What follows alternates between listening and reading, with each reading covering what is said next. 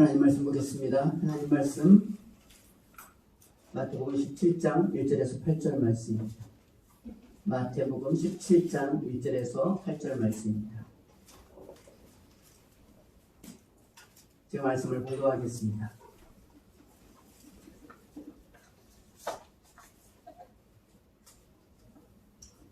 엿새 후에 예수께서 베드로와 야고보와 그 형제 요한을 데리고 따로 높은 산에 올라가셨더니 그들 앞에서 변형되사 그 얼굴이 해같이 빛나며 옷이 빛과 같이 휘어졌더라.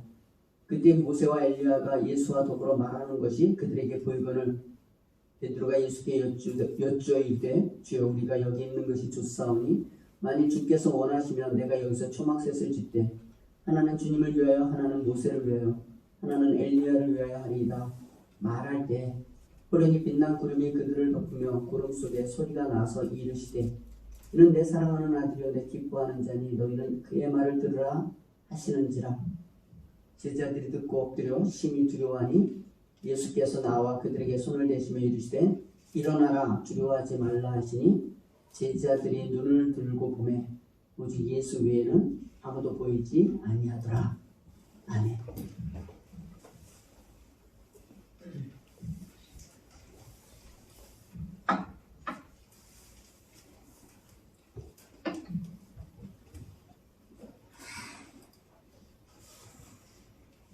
여러분 반갑습니다. 잘 지내셨나요?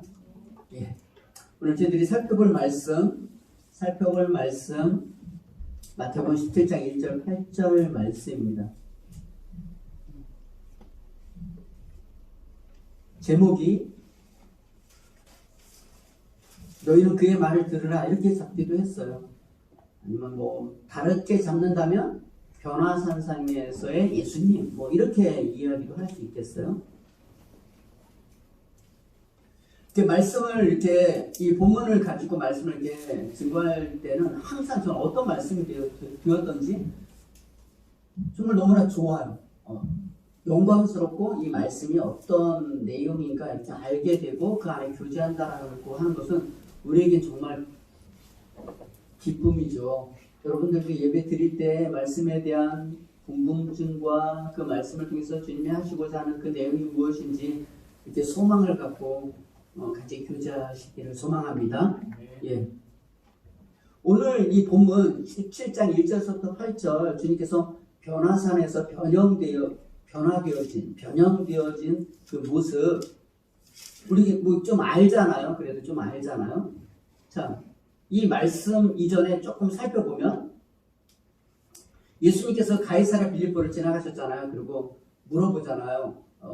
사람들이 나를 누구라고 하더냐? 뭐 예레미야다, 뭐 세례 요한이다, 뭐 선지자 중에 하나다, 뭐 이렇게 이야기했을 때 주님께서 말씀하셨죠. 그럼 너희는 나를 누구라고 하느냐? 그랬더니 베드로가 주는 그리스도시요 살아계신 하나님의 아들이십니다. 이렇게 고백을 했어요. 주님께서 베드로를 칭찬했어요. 야나 시몬아, 그래서 알게 하는 것은 혈육이 아니고 하늘에 계신 내 아버지다. 라고 하면서 그를 칭찬했어요.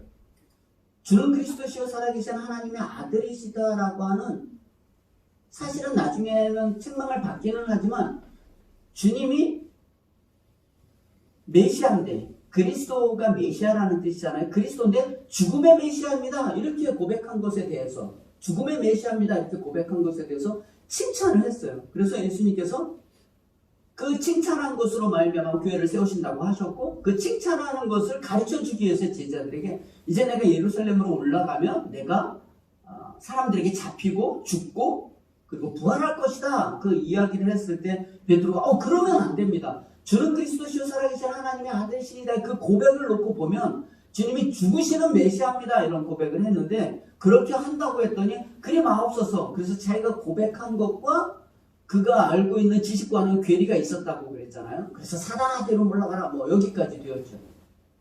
거기까지만 보면 우리도 주님이 누구신지 예수가 우리의 죄를 위해서 구원하신 분이라고 하는 그 지식과 우리의 삶은 훨씬 다를 수 있다라는 거죠.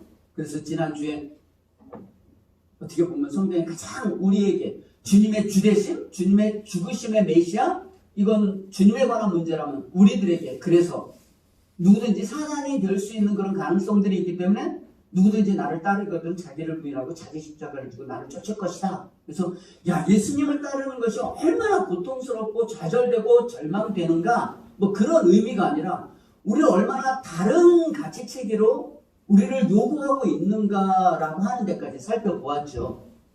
그렇죠. 자기를 부인하고 자기를 십자가를 진다라는 게 정말 쉬운 게 아니죠. 그건 고행의 길이 아니에요. 고행의 길이 아니라 다른 살아있는 하나님의 백성의 다른 가치체계로 살아가는, 사실은 그쪽으로 훈련이 되어지지 않아서 그렇지 훈련이 되기 시작하면 훨씬 그 안에는 진정한 자유가 있게 되죠. 진정한 자유가 되고 진정한 하나님의 백성의 길로 갈 수 있는 그런 일들이 우리에게 있겠죠. 어떻게 한 주간 자기를 부인하며 자기 십자가를 지고 어떻게 한번 좀 이렇게 애써 봤나요? 살면서 야, 진짜 자기 부인 안 된다. 자기 증명하면서 나 살지 자기 부인은 이게 쉬운 게 아니구나. 이런 경험들을 하시게 되죠. 예, 정말 그래요. 그래서 마치 리트머스 시험지 같은 거예요. 그때그때 난 뭐 하고 있지? 난 뭘 증명하고 있지? 난 어느 사람으로 나는 살아가고 있지가 우리의 인생이죠. 때로는 그게 참 바보스럽고 엉뚱하기는 하지만 그 안에 많은 또 기쁨도 있어요. 사실은 끊임없이 나를 증명하고 부인하지 못하는 모습을 보면서 야, 그리스도께서 나를 위해서 죽지 않으셨다면, 그의 일방적인 구원이 나에게 있지 않았다면 난 어떻게 됐을까라고 하는 그런 깊은 이해와 또 끊임없는 믿음의 경주가 있기를 소망합니다. 그런데 그렇게 이야기를 하고 오늘 본문을 보면 17장 1절에 엿새 후에 이렇게 되고, 우리가 조금 안다고 할까요? 모르는 분들도 있겠지만 그래도 조금 알아요. 변화산에서 예수님의 변형된 사건이거든요. 엿새 후에, 누가복음에 가면 8일 후에 이렇게 나와져 있어요. 그거는 만으로 하든지 이날도 끝날도 다 합치면은 8일 되잖아요. 우리도 나이 계산하면 한두 살이 왔다 갔다 하잖아요. 그런 것처럼 엿새 후에, 시간이 어느 정도 살짝 지난 후에 예수님께서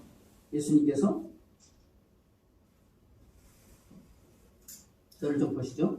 예수님께서 엿새 후에 그 제자 그래도 12지파에서도 수요일에 우리 설교하다 보면 유다 지파와 요셉 지파, 에브라임과 므낫세가 이제 주된 어떤 지파로 이렇게 등장하는 것처럼 예수님의 12제자들 중에서도 늘 함께 이렇게 앞에 조금 더 가까이 움직였던 자들이 베드로와 야고보와 요한이잖아요. 그래서 베드로와 야고보와 요한과 성경에 보면 변화산으로 올라갔다 이렇게 이야기하는데, 이 변화산이라는 산은 없어요.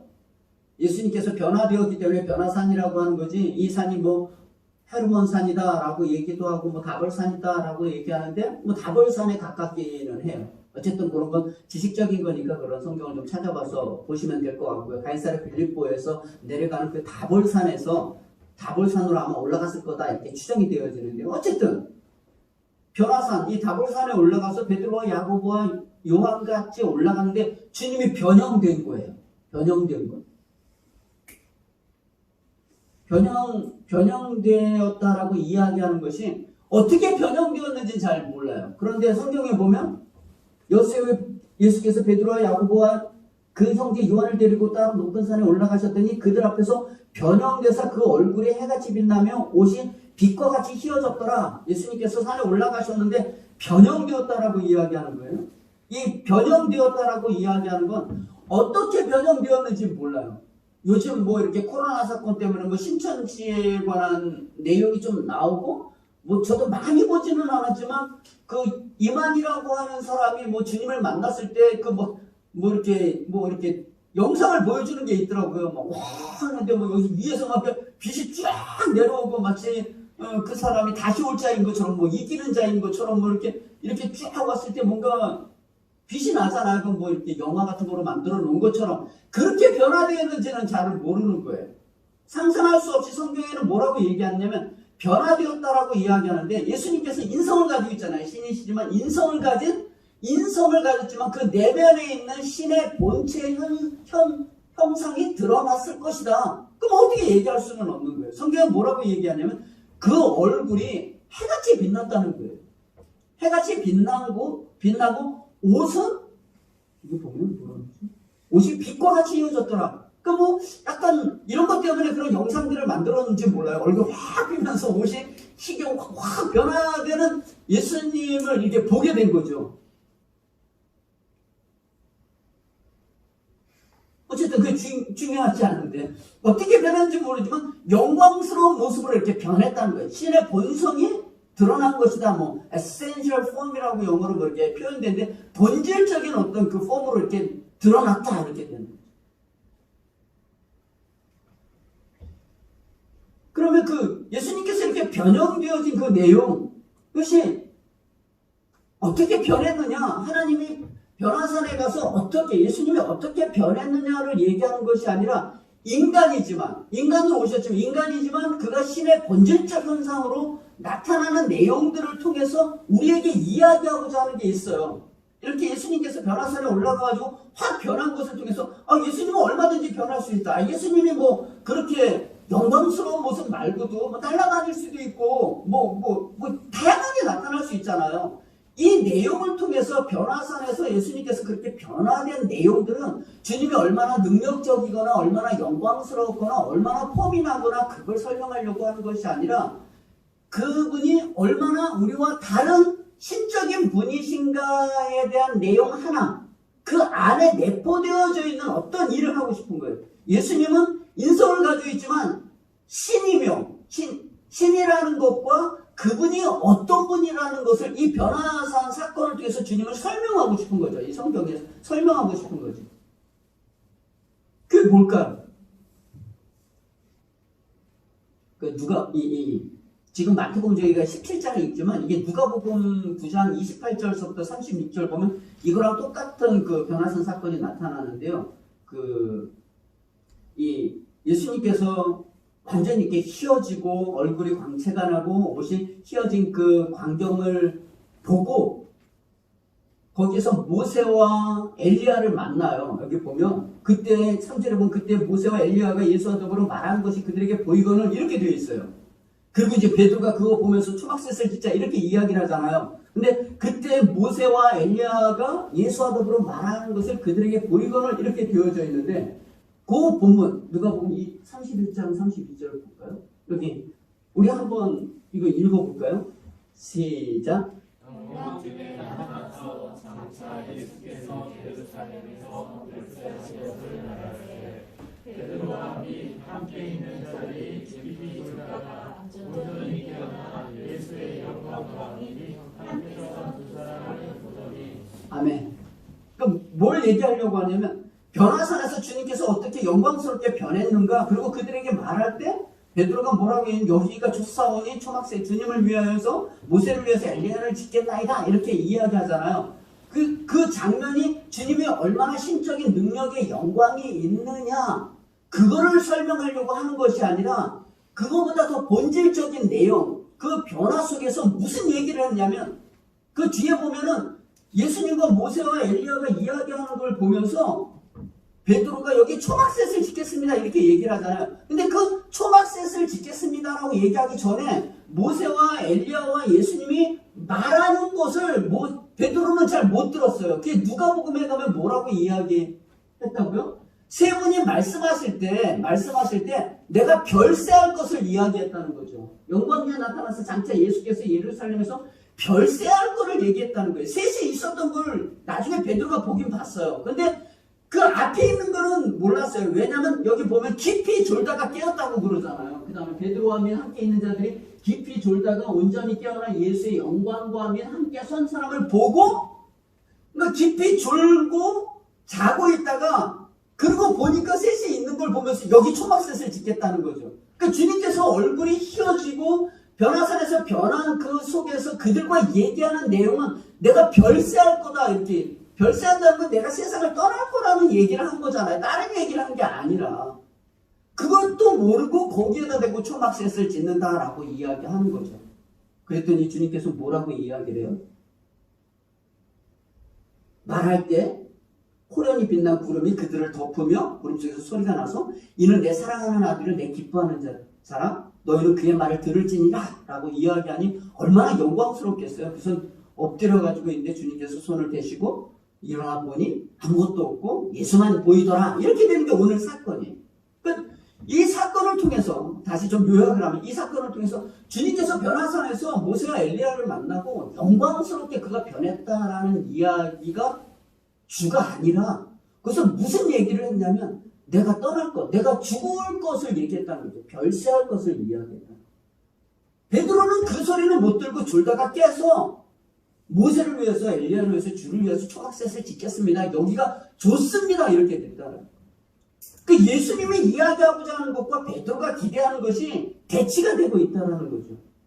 그건 뭐죠? 주님이 영광스러운 신성을 가지고 있는 주님의 모습으로 이 땅에 인성을 가지고 오셨지만 그 본질이 신성이신 그 영광을 드러내면서 그가 하나님의 아들이신 것을 설명하고 그분의 죽으심의 구원자의 메시지를 그대로 전달하고 있는 거죠. 모세와 엘리야가 아닌 그것을 초월하는 메시아로서의 등장.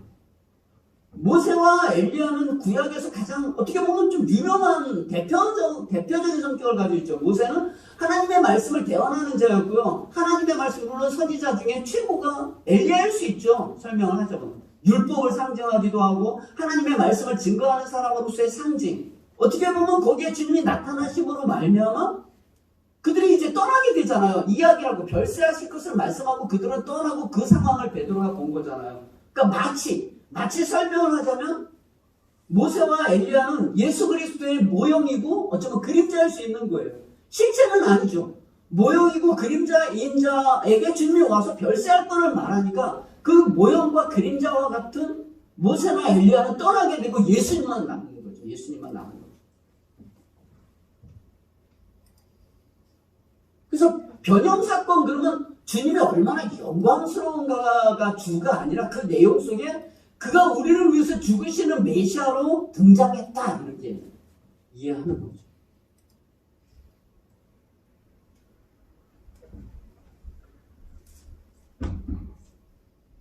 여러분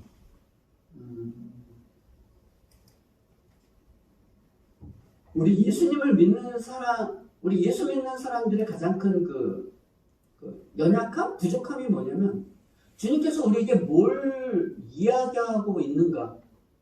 우리가 예수님을 믿으면서 가지게 된 그 부요함, 영광, 자랑, 즐거움이 잘 모를 때가 너무나 많죠.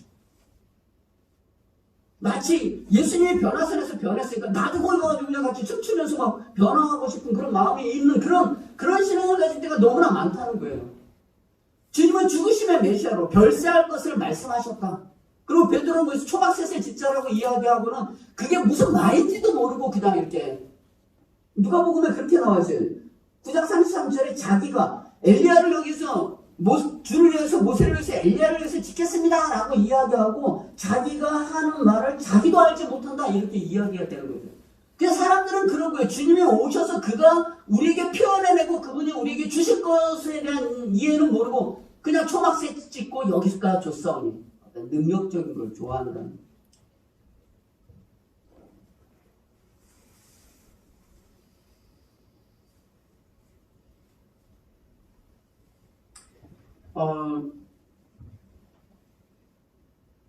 주님께서 우리에게 주려고 하는 것과 내가 기대하는 것, 내가 이해하는 것이 다를 수 있다. 잠깐 영화 얘기 같은 것들을 하게 되면 사람들도 우리가 이렇게 살다 보면 극장 가고 영화를 보고 그러잖아요. 영화를 보게 되면 우리는 어떤 의미로 그냥 즐기기 위해서 보기도 하지만 사실은 영화 감독 같은 경우는 어떤 뭘 전달하려고 하죠. 그 안에 뭘 전달하려고 하죠. 물론 재미만을 위해서 하는 코미디 같은 그런 프로들도 있지만 그래도 상을 받고 뭔가 이렇게 인정이 되는 것들은 별것 아닌 것 같지만 그게 재미가 없잖아요. 작가는 거기다 여자의 우월에 대해서 이야기하든지 사회를 비판하든지 아니면 여러 가지 정치적 여러 가지 내용들을 거기다 담고 이렇게 표현하는 것처럼 그런 거를 알지 못하면 우리는 영화도 이렇게 가서 보고 뭐만 가지고 오느냐면 거기 있는 주인공이 얼마나 잘생겼는지 그 사람이 찾던 시계나 그 사람이 찾던 옷이 얼마나 멋있었는지 거기에다 관심이 있고 영화는 다 지나가 버리고 그 주인공의 얼굴과 그 환경과 그 기쁨 그 사실은 본질의 내용들은 다 잊어버리고 껍데기만 다 들고 와서 그거 가지고 즐기는 인생을 살아갈 수가 있다는 거죠. 성경이 충분히 그럴 수 있다는 거예요. 기적과 능력이 아니라 이 기적과 능력이 아니라 변화되어진 예수님의 영광이 얼마나 대단한가를 설명하는 것이 아니라 그분이 죽으심의 메시아예요. 여러분 예수님을 믿는다는 것, 죽으심의 메시아로 주님께서 변형되어서 그가 내가 별세할 것을 말씀하시고 이는 내 사랑하는 아들이요 내 기뻐하는 자라 너는 그의 말을 들으라 이렇게 이야기하는 그 음성 속에 죽음이, 우리가 믿는 주님이 우리의 죄와 사망에서 건지시는 하나님이고 우리를 죄와 사망에서 건지시는 하나님은 우리에게 뭘 요구하고 있는가를 이 안에 내포하고 있는 거죠. 그의 말을 들으라 이렇게 얘기하는 거죠. 어떤 사장님의 말을 들으라는 것이 아니라 변형되어진 왕이시지만 하나님의 아들이신 그 메시아가 이 땅에 오셔서 인성을 입고는 있지만 그것이 우리를 구원하고자 하는 하나님의 궁극적인 사랑이고 그분이 우리에게 요구하는 일들이 있다는 거예요. 그래서 우리는 주의 말을 들으라 이 이야기, 어떤 말이죠? 이렇게 이야기할 수 있잖아요. 너는 그의 말을 들으라라고 이야기할 때 그러면 이 변형 사건을 통해서 주님의 죽으심으로 우리에게 요구하는 것이 무엇이냐? 이렇게 되어지는 거죠. 그래서 조금 좀 속도를 내다면 여러분 주님께서 우리를 위해서 죽으신 변형되신 그 분이지만 예수님이 하나님의 아들로서 이 땅에 오셨지만 영광스럽지만 그러나 그가 모세와 엘리야하고 얘기할 때 뭐라고 했다고요? 내가 죽어야 될 것을 별세할 것을 말씀했다는 거잖아요. 그런 의미에서 우리 신자의 자랑은 뭐냐면 로마서 3장 10절, 23절, 24절 말씀이에요. 한번 띄워주시겠어요? 조금 속도를 냈다는 그의 말을 들으라는 그 실체가 뭐냐라고 할 때 10절은 없나요? 예. 제가 있습니다. 로마서 3장 10절에 기록된 바 의인은 없나니 하나도 없으며 11절에 보면 깨닫는 자도 없고 하나님 찾는 자도 없다. 다 치우쳐 함께 무익하게 되고 선을 행하는 자는 없나니 하나도 없다. 우리 인간의 가장 큰 비참함을 이야기하는 거죠. 로마서 1장 18절부터 인간의 비참에 대해서 하나님을 알지만 하나님을 영화롭게도 하지 않고 존귀 여기지도 않고 오히려 그를 버려 버러지 형상으로 우상을 섬겼다라고 하는 인간의 이 부패성을 설명하고 그리고 23절, 24절 이거 같이 읽을까요? 시작. 모든 사람이 죄를 범하였음에 하나님의 영광에 이르지 못하더니 그리스도 예수 안에 있는 성령으로 말미암아 하나님의 은혜로 값없이 의롭다 하심을 얻은 자 되었느니라. 아멘. 예, 그렇죠. 은혜 없는 하나도 없고 깨닫는 자도 없고 하나님 찾는 자도 없다. 우리 인간이 가장 부패되어져 있는 그런 모습이죠. 그러나 그리스도 예수께서 우리를 위해 죽으심으로 말미암아 우리가 하나님의 백성이 되었다. 이거죠. 저쪽이 주님의 은혜죠. 그러면 우리를 구원하신 주님의 은혜로 말미암아 구원받은 그게 단가. 골로새서를 좀 가겠습니다. 오늘 골로새서에 좀 머물도록 하겠습니다. 골로새서 1장 13절 23절 말씀.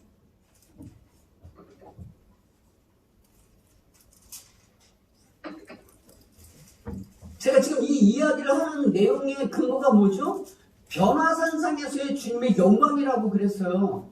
아, 정말 주님은 무엇도 변할 수 있고 얼굴이 해같이 빛나고 옷이 빛같이 이렇게 휘어졌구나라고 하는 것이 아니라 베드로는 그것만 보았지만 그 속에서 주님께서 말씀하신 것은 내가 별세할 거를 얘기했다는 거예요. 죽으심의 메시아를 설명하고 있다는 거예요. 그게 우리의 자랑이라는 거예요. 그게 얼마나 영광스럽게 변한 것이 아니라 그 내포되어져 있는 주님의 죽으심으로 말미암아 우리에게 하실 일이 무엇이었냐면 죄와 사망 가운데서 우리를 구원했다라고 하는 것이고요. 그게 끝이냐? 더 나가죠. 더 나가죠. 13절 14절입니다. 골로새서 1장 13절 14절만 제가 읽겠어요. 눈으로 좀 따라오세요. 13절 14절에 뭐라고 얘기해요? 그가 우리를 흑암의 권세에서 건져내서 그의 사랑의 아들의 나라를 옮기셨으니 그 아들 안에서 우리가 속량하고 죄사함을 얻었도다. 예, 전적인 주님의 은혜예요. 흑암의 권세에서 그가 건져내신 거예요. 그가 속량하신 거죠. 대가 없이 속량하셨다는.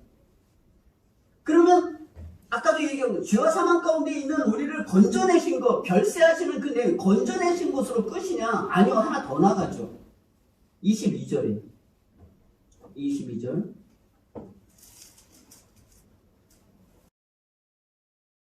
시작. 이제는 그 육체의 죽음으로 말미암아 화목하게 하사 너희를 거룩하고 흠없고 책망할 것이 없는 자로 그 앞에 세우고자 하셨으니. 아멘. 주님의 기대가 뭐예요? 죄와 사망 가운데서 우리를 건져서 그냥 그게 끝나는 것이 아니라 거룩하고 흠없고 책망할 것이 없는 자로 그 앞에 세우고자 한다는 거죠. 세우고자. 주님이 우리에게 기대하는 거예요. 주님이. 무엇으로? 그리스도의 그리스도의 죽으심으로 말미암아 오늘도 이야기하자면 변화산상에서 다른 것 하지 아니하시고 별세할 것을 통하여서 우리에게 기대하는 거죠. 그러면 이게 또 끝이냐? 아니죠. 더 나아가죠. 더 나아가죠. 어디로 나아가느냐면 19절 20절이에요. 19절 20절 골로새서 1장 19절 20절 말씀입니다. 우리 이것도 같이 읽을까요? 시작. 아버지께서는 모든 충만으로 예수 안에 거하게 하시고 그의 십자가의 피로 화평을 이루사 만물 곧 땅에 있는 것들이나 하늘에 있는 것들이 그로 말미암아 자기와 화목하게 되기를 구하십니다. 아멘. 이런 내용들이 조금 우리 눈에는 잘 들어오지는 않지만 그의 십자가의 피로 화평을 이루사, 그러니까 그의 십자가의 피로, 주님의 죽으심의 피로 말미암아 우리가 구원받았잖아요. 우리를 거룩하고 흠이 없게 만든다는 거예요. 우리 한 사람 한 사람 주님의 목적과 방향이 그렇다는 거예요. 그것 때문에 죽으신 거죠. 우리를 죄와 사망 가운데서 건지시고 거룩하고 흠이 없게 만드실 것이고, 그리고 20절에 보면 그의 십자가의 피로 화평을 이루사 만물, 이거 되게 중요해요. 만물이에요. 만물. 모든 세상에 모든 되어지는 모든 피조세계, 만물, 곧 땅에 있는 것들이나 하늘에 있는 것들이 그로 말미암아 자기와 화목하게 되기를 기뻐하셨다, 이렇게 얘기해요. 다시 점검해요. 신앙이 뭐라고요? 죄와 사망 가운데 있는 우리를 그리스도의 죽으심으로, 그러지 않으면 그냥 사망에 거하게 된다고요. 그러나 예수 믿는 우리의 자랑은 그가 죽으심으로 말미암아 우리가 생명을 얻게 되고, 생명 얻고 그냥 살아가는 게 끝이 아니라 거룩하고 흠이 없는 존재로 만들어내실 것이고, 우리만 만들어내는 것이 아니라 결과적으로 하나님의 계획은 만물이에요. 하늘에 있는 것이나 땅에 있는 모든 것들이 그리스도로 말미암아, 그로 말미암아 화목하게 되기를 원한다는 거예요. 화목하게 된다라고 이야기하는 것은 우리 잘해봅시다, 이런 내용이 아니에요. 피조세계끼리 아무리 손잡아봤자 우린 다 사망이거든요. 주님이 우리에게 가지고 있는 죄와 사망에서 건지고 거룩하게 할 것뿐만 아니라 모든 피조세계의 만물을, 하늘에 있는 것, 땅에 있는 모든 것들을 그로 말미암아 화목하게 한다는 거예요. 화목하게 한다라고 주님께서, 예수님이 죽으셔서 그 일을 진행하고 있다면 원래 우리는 화목되지 않았다는 걸 알아야 돼요.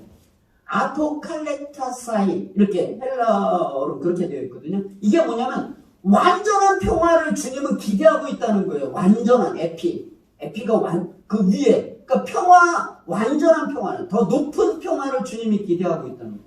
주님이 높은 평화를 기대하고 있다는 거는 우리가 원래 불화하고 있다는 것을 알아야 돼요.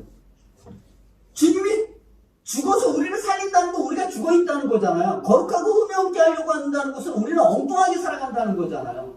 그리고 주님은 만물을 지금 화목하게 한다 하는 그 계획으로 지금 진행되고 있다는 거잖아요. 그거는 불화하고 있다는 걸 알아야 돼요.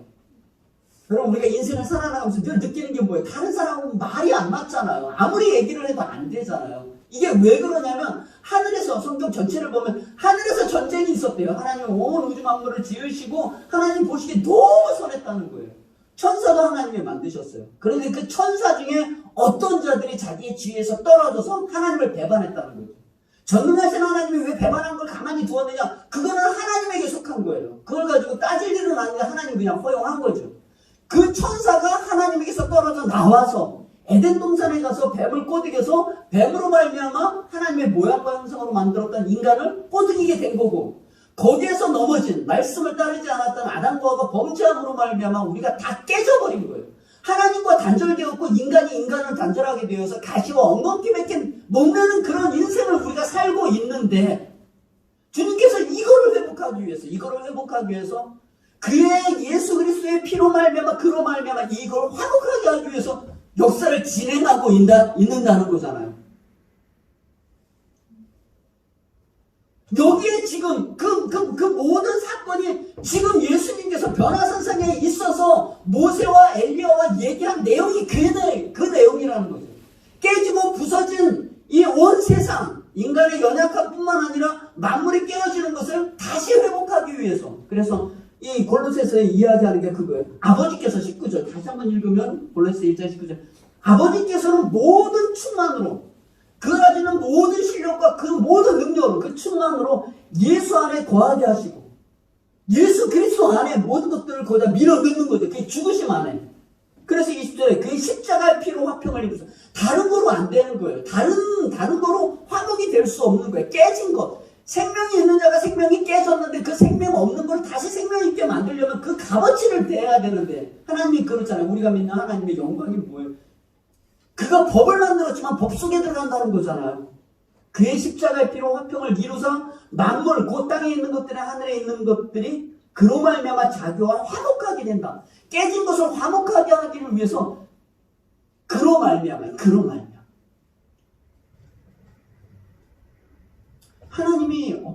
하나님이 어떤 분이죠? 우리 뭐 중고등부도 공부하고 우리 새로 집사가 되시는 분들하고도 공부도. 하나님은 어떤 분이죠?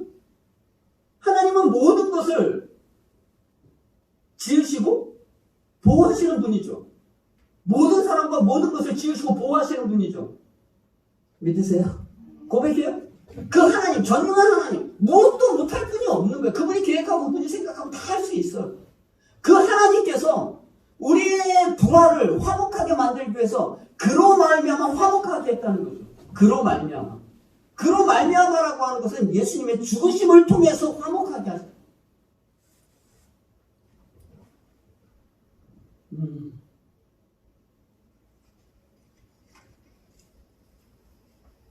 저는 이 말씀을 이렇게 준비하면서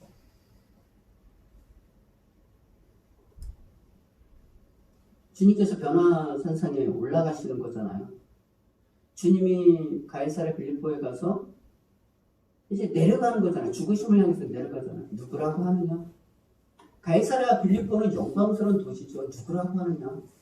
다 뭐라고 대단한 사람이라고 세례 요한이라고 하고 엘리야라고 하고 예레미야라고 하고 너는 누구냐라고 할 때 저는 죽으심의 메시아입니다. 너무 얼마나 그 알아들었다는, 물론 그가 다 아는 건 아니지만 그 알게 된 그 은혜가 좀 복이 있다.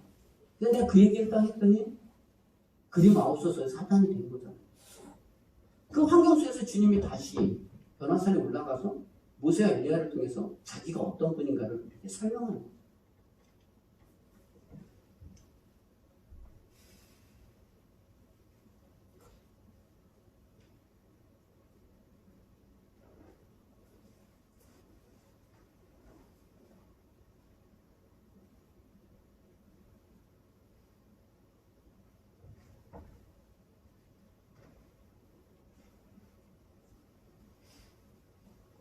총각셋을 짓겠습니다. 자기가 무슨 말을 하는지도 몰라요. 자다가 깨서 예수님을 따라가게 되고 기도하러 올라간 거죠. 자다가 깨서 정작 주님께서 말씀하시는 이야기는 제대로 못 알아듣고 죽음의 메시아, 내가 곧 올라가고 잡히고 죽고 다시 부활할 것이라고 얘기하는데 그게 귓등으로 잘 안 들리는 거예요. 예수님 얘기 잘 안 들려요. 환상을 보여줬는데도 기도하러 올라가서 졸고 앉아있다가 영광만 보고 여기가 좋사오니 이렇게 된 거예요. 자기가 하는 말이 뭔 이야기인지도 몰라요. 우리가 교회 올 때 그래요. 아무 의미 없이 와요. 무슨 목적으로 왔는지도 몰라요. 귓등으로 들어요. 들어도 잘 모르고요. 거의 또 예배 드릴 때 졸아요. 눈으로도 졸을 수 있고요. 영으로도 졸을 수 있어요. 아무 의미가 없는 거예요. 그 주님께서 말씀하시잖아요. 그렇죠? 이 제자들에게 뭐라고 이야기해요?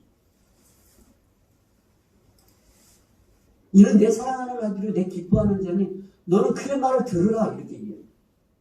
어떤 말을 들을까요? 이게 아니라 그의 말을 들으라. 그 말의 실체가 뭐예요? 별세하실 것을 말씀하는 거잖아요. 죽음의 메시아를 내가 예루살렘에 가서 잡히고 죽고 부활하 그 이야기를 들어라. 주님이 기대하고 목적하는 것이 무엇인지 들어라. 이 내용이잖아요. 그 말.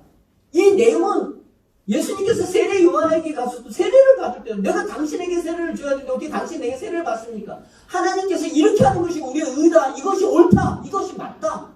그래서 세례를 받을 때 비둘기, 하늘에서 성령이 비둘기같이 내리고 예수님이 서 있고 하늘에서 음성이 나서 말씀하시잖아요. 이는 내 사랑하는 아들이요 내 기뻐하는 자라.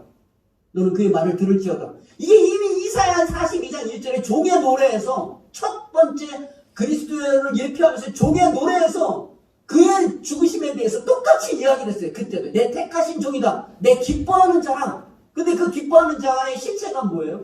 예수님이 친히 이 땅에 오셔서 죽어야 했던 거라고요. 죽어야 했던. 그 죽음을 왜 죽었느냐? 왜 그의 말을 듣고 왜 죽었느냐? 그게 우리를 죄와 사망 가운데서 우리를 건져낼 뿐만 아니라 다른 사람은 모른다 할지라도 우리의 자랑은 정말 죄밖에 없고 우리 죽을 수밖에 없는 존재를 살려낸 이 자리고 이 자리가 그냥 세상에서 먹고 살아가는 거를 또 싸우는 인생이 아니라 우리를 불러서 우리를 거룩하고 흠이 없게 하실 것이고 우리 한 사람만 만드는 것이 아니라 하늘에 있는 것과 땅에 있는 모든 것들을 그리스도와 함께 그리스도로 말미암아 하나님과 화목하게 함으로 이 역사를 끌고 간다는 거잖아요.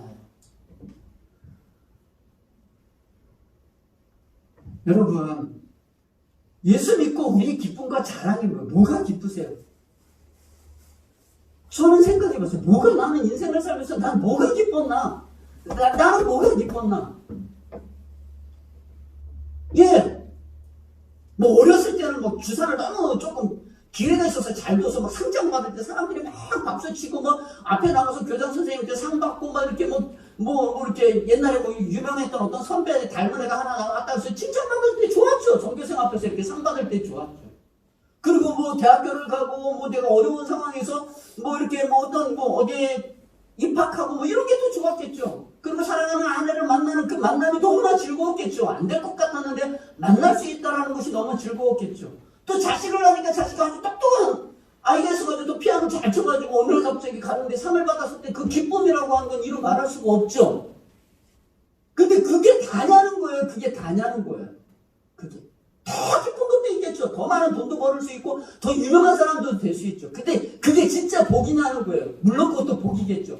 그러나 신이 이 땅에 와서 우리의 존재를 변화시켰다는 것과 거룩하고 흠이 없게 하시고 하나님은 구원의 역사로 하늘에 있는 것과 땅 안에 있는 모든 것들을 하나님과 화목하기 위해서 주님을 내어주셨다라고 하는 건 영광 중에 영광이에요.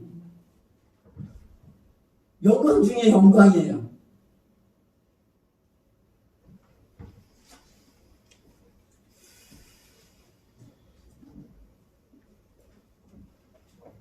주님이 그 일을 하기 위해서 주님이 우리를 우리의 모양과 우리의 형상으로 저를 만들자 했던 예수님이잖아요. 그죠? 온 세상을 만들 때 관여하셨던 분이잖아요. 그 인간이 폐역해서 도망간 그 자리를 구원해내기 위해서요. 이 땅에 오셨다고요.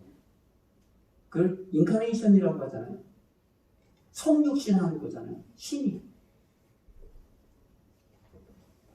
우린 그런 데는 감이 없죠. 사람이 뭐 지렁이가 된다, 사람이 뭐 구더기가 된다, 이 정도죠. 생각하는 게 겨우. 내가 뭐 100만 원을 냈다, 1000만 원을 냈다, 억을 뭐 했다, 내가 너한테 인생을 줬다, 이런 내용밖에 없죠. 신의 이 땅에 자기 비하예요. 스스로. 신의 이 땅에 오셔서 잡히시고 죽고 장사되는 것까지 철저하게 외면되는 것. 이 영광의 자리가 영광 속에서 그의 말을 들으라 이것이 어떻게 되느냐면 나중에는 역사적으로 보면 저와 여러분들이 우리는 미래가 어떻게 될지 잘 모르잖아요. 요한계시록 5장 12절 14절 한번 볼까요?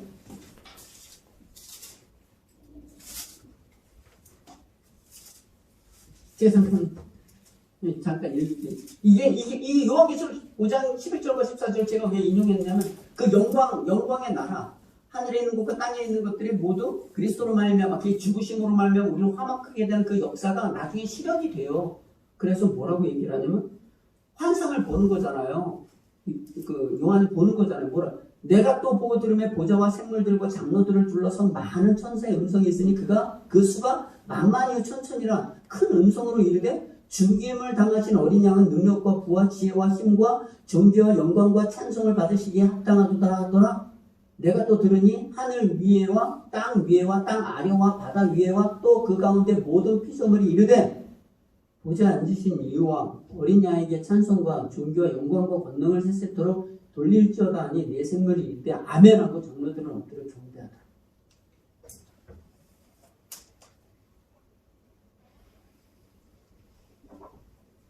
예수님의 제자 중에 이 사도 요한이 반모섬에 유배되어서 언제 죽을지 모르는 그런 상황 가운데 있잖아요. 고난과 질고가 있는 상황이잖아요. 근데 환상으로 보여주는 거죠. 언제 죽을지 모르는 그 요한의 그 척박한 나이가 90이 거의 된 그 상황에서 야고보와 요한 올라갈 때 같이 그 자리를 본 거잖아요. 그 영광.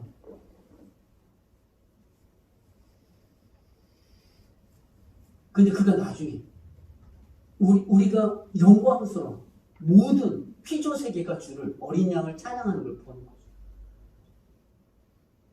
요한계시록 4장에 가면 뭐라고 나와 있냐면 그들이 받은 모든 면류관 4장에 보면 또 보좌와 둘러 24보좌들이 있고 그 보좌들 위에 24장로들이 흰옷을 입고 머리에 금관을 쓰고 있더라. 승리한 사람들이죠. 믿음으로 승리한 은혜로 말미암아 승리한 사람들이 10절에 보면 24장로들이 보좌에 앉으신 이 앞에 엎드려 세세토록 살아계신 이에게 경배하고 주님을 이야기하는 거죠. 세세토록 살아계신 이에게 경배하고 자기의 관을 보좌 앞에 드리며 이르되 우리 주 하나님이여 영광과 존귀와 권능을 받으시는 것이 합당하오니 주께서 만물을 지으신지라 만물이 주의 뜻대로 있었고 또 지으심을 받았나이다 하더라. 완전한 회복을 보면서 면류관을 어린 양 앞에 그 주님 앞에 엎드려 내어놓는 거죠.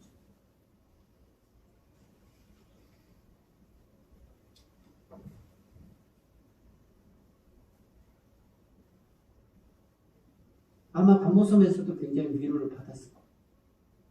역대상 12장에 가면 제가 자주 인용하는 내용인데 12장 38절 40절 보면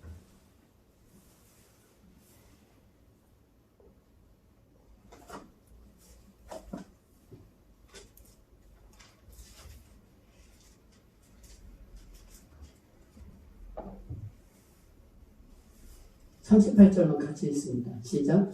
이 모든 군사가 전열을 갖추고 다 성심으로 헤브론에 이르러 다윗을 온 이스라엘 왕으로 삼고자 하고 또 이스라엘의 남은 자도 다 한마음으로 다윗을 왕으로 삼고자 하여. 여기까지만 읽겠습니다. 40절까지 읽어야 됩니다.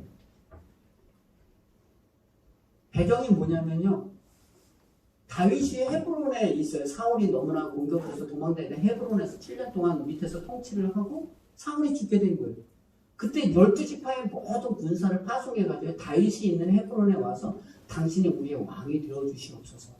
전열을 갖추고 했다고. 옛날에 항어를 정제하고 싸울 준비를 하고요. 당신이 우리의 왕이 되어야 됩니다. 이렇게 이야기합니다. 모든 지파에서 군사들이 와서 싸울 준비를 하는 거예요. 사울의 대적들이 아직도 있을지 모르니까 당신이 우리 왕이 되어야 됩니다. 저는 이런 게 영광스러워요. 어떤 굉장한 지도자가 있었어요. 모든 사람들이 가가지고 당신이 우리를 지도해 주십시오. 이런 거잖아요. 왜 그런 거예요? 왜? 다윗의 그 통솔력과 그의 인품과 그의 실력이 대단할 거라고 생각한 것 때문에 이렇게 모든 지파가 와서 우리의 왕이 돼서 살아 이러는 거잖아요. 그거하고 비교할 수 없는 주님이 이 땅에 오신 거예요. 다르죠. 만왕의 왕이에요.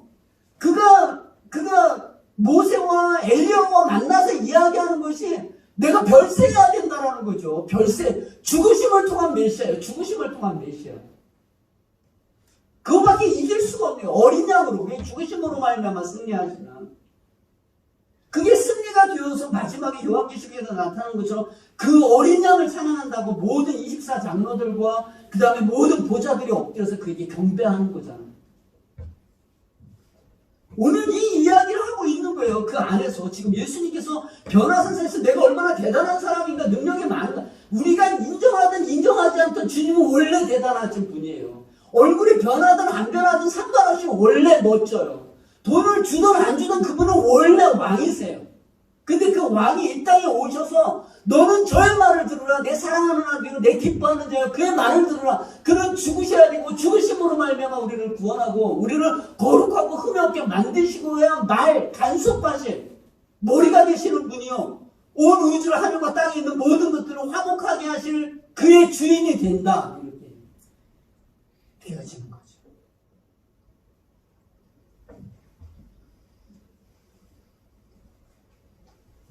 지금 저희들이 이렇게 카메라를 2개씩이나 이렇게 놓고 이렇게 설교를 하잖아요. 왜 그런 거예요? 왜 그래요? 코로나 때문에 그런 거죠. 상황이 이렇게 된 거죠. 사람이 모일 수 없는 엄청난 안타까움이 된 거죠. 이런 상황을 통해서 저 여러분들은 다시 한번 우리는 그의 말을 듣는지 그가 목적하고 요구하고 하나님이 가시는 그 계획 속에 내가 있는지를 봐야 된다니까요. 그냥 언제 빨리 코로나 없어졌으면 좋겠고 그럼 뭐 하려고요? 코로나 없어진 다음에 또 나가서 춤추려고요? 그거 하려고 그러잖아요. 온통 못 돌아다니니까 내 하고 싶은 대로 잘 안 되니까 마치 하나님이 올려놓은 것 같은 느낌이 드는 거예요. 딱 잡아놓은 것 같은 거. 아무것도 못해요. 굉장하고 힘이 있고 능력이 있고 뭐 쏴가지고 뭐 어디 저 우주에도 날아갈 것 같고 거기에다 뭐 사람이 짓고 거기서 영원토록 살 것 같은 이런 세계 속에 살다가 어느 날 갑자기 딱 만들어 놓으니까 그 뭐 마스크 하나 사는데도 아무것도 할 수 없는 이 미천한 존재들. 그렇죠. 뭐 차를 타고 다니고 비행기 타고 뭐 외국 가서 사진 찍고 막 그러니까 뭐 대단한 사람인 줄 알았는데 뭐 하나 만들 수도 없는 인간이었다라는 걸 우리가 확인하게 되는 거잖아요. 예배는 뭔지 인간이 누군지 우리는 무슨 힘을 쓸 수 있는 사람인지를 우리로 말미암아 다시 한번 경험하게 되는 거예요. 그리고 이 예배를 통해서 저도 설교를 준비하면서 하나님을 두려워하기보다 이 카메라가 무서운 거예요. 카메라가. 손도 못 던지게 되고 이걸 두려워하더라고요. 근데 감사한 거는 이 예배를 통해서 여기에 있는 사람들이 아닌 엉뚱한 사람이 듣는다는 이야기를 듣게 되었어요. 저기 군산에서 종환 지사님의 아버님이 예배를 혹시 들으실지는 모르지만 듣는다는 거예요. 아버지하고 어머니가.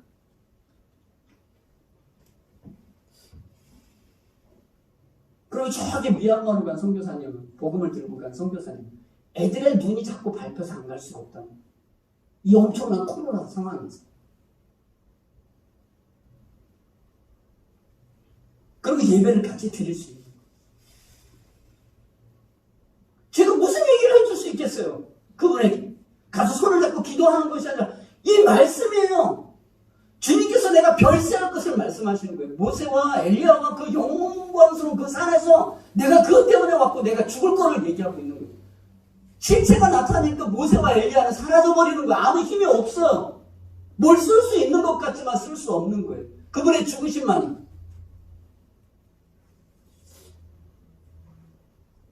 우리는 끊임없이 이 세상을 살아가면서 뭘 기대하냐면 예수님이 별로 필요 없어요. 예수님이 죽으신 건 나에게 힘이 안 돼요. 뭐가 힘이 돼요?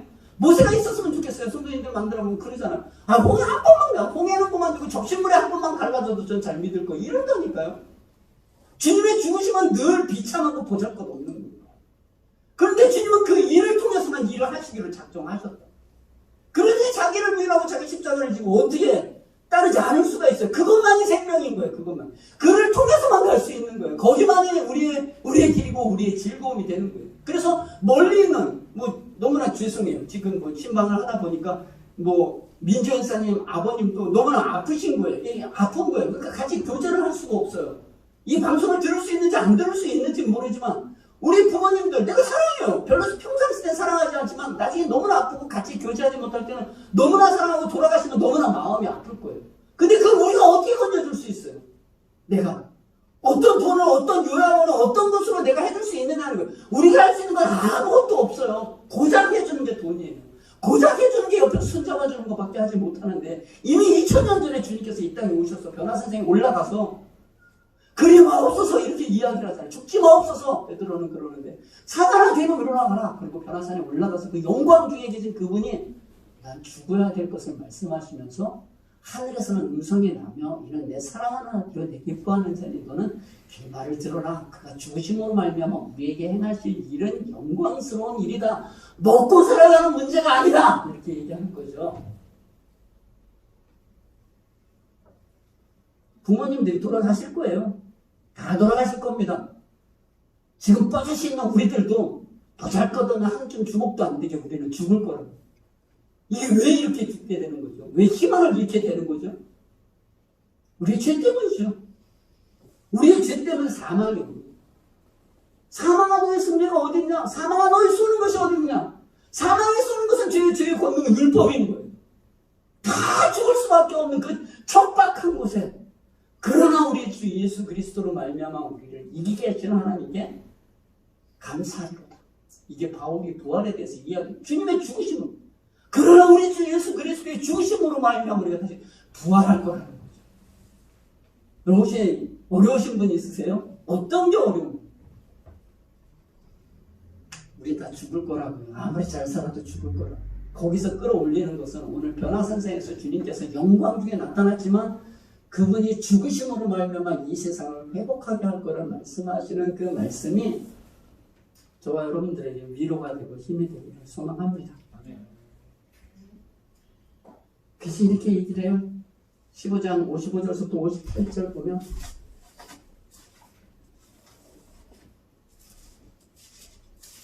부활이 있냐 없냐 그걸 따지는 게 아니에요. 주님은 사실과 실체를 얘기하고 있는 거죠. 우린 죽고 눈이 가려워서 잘 몰라요. 그저 이 세상에 살아가는 것, 이 세상에서 인정받는 것이 그게 다인 줄 알고 안다고 하지만 몰라. 본다고 하지만 몰라. 그럼 뭐라고 얘기를 해? 55절 사망한 너의 승리가 어디냐? 사망한 네가 쏘는 것이 어디냐? 사망이 쏘는 것은 죄의 죄고는 율법이라. 그러나가 붙여요 앞에. 그러나 우리 주 예수 그리스도로 말미암아 우리에게 승리를 주신 하나님께 감사하노니. 이게 어디에 출발된 거예요? 오늘 변화선서에서 주님이 별세할 거를 얘기하는 것 때문에 그러는 거잖아요. 하나님 그러므로 이렇게 얘기하는 거예요. 지금 예배를 드리는 모든 분들 건강하든 건강하지 않든 내 계획대로 되든 안 되든 우리가 소망하고 바라지 않는데 그리스도의 2000년 전에 와서 죽으시는 그 사건으로 말미암아 그러므로 내 사랑하는 형제들아, 주님이 우리 보고 형제라 얘기합니다. 견실하며 빌빌거리지 말라는 거예요. 좀 아픈 것으로 힘든 것으로 돈 없는 것으로 자존심 상하는 것으로 빌빌거리지 마라 제발 좀. 견실하며 흔들리지 마요. 뭐 때문에 흔들려요? 뭐 때문에? 돈 때문에요? 명예 때문에요? 내 생각 때문에 되지 않는 것 때문에요? 흔들리지 말고 항상 always 항상 주의 일에 더 힘쓰는 자리에 되라.